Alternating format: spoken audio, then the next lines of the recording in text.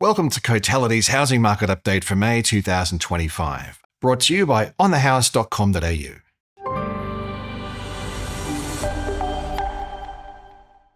February's rate cut led to a clear improvement in housing market conditions, but that positive influence now seems to be losing some of its potency. After a 0.4% rise in March, the pace of gains slipped a little, back to 0.3% in April. At the same time, household confidence dropped in April, with the Liberation Day tariff announcements and the federal election causing some uncertainty.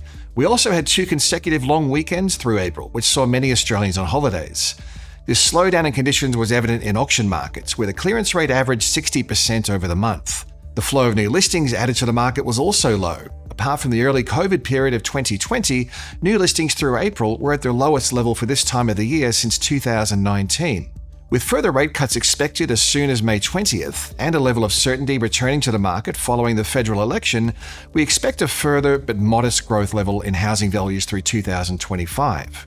The annual pace of growth provides a clearer view on how capital gain trends have evolved, with the 12-month change nationally slowing to 3.2% in April, the slowest annual rise since the 12 months ending August 2023. The loss in momentum reflects the persistent slowdown in value growth seen between mid-2024 and early 2025. Given the softer growth trajectory through last year, the annual pace of gains will continue to soften over the coming months, despite the positive movement in values since February. Although housing values are recording a broad-based rise, not every market is back to new record highs.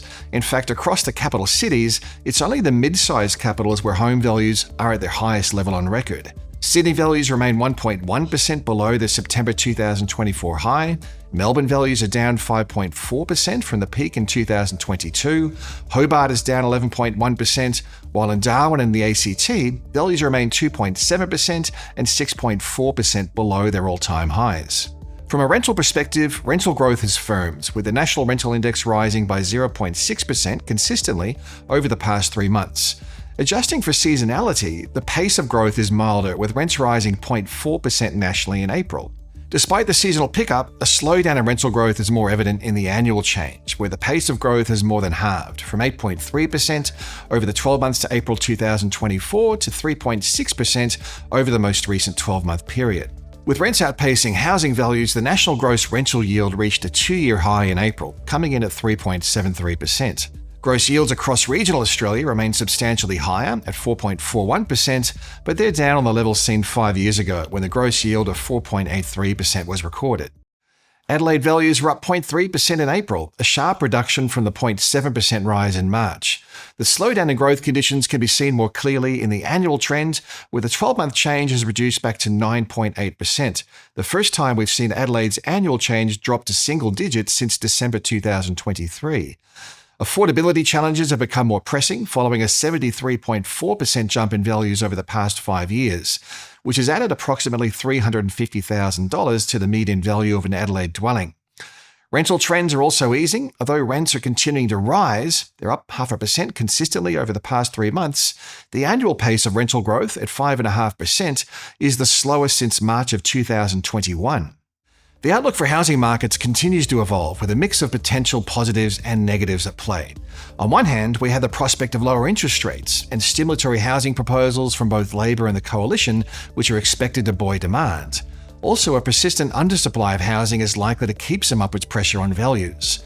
A gradual reduction in interest rates will support housing sector activity, but lower rates are also likely to embolden prospective sellers and support new housing supply. Previous research from Cotality shows that historically, it's been the upper quartile sectors of the market, especially in Sydney and Melbourne, which have been the most reactive to rate cuts. With Labor having won the federal election with an expansion of the 5% deposit guarantee, a key pillar of their platform, one thing seems certain is that first home buyers will see some further assistance to access home ownership, meaning first home buyers will comprise a larger share of the market as stimulus becomes available.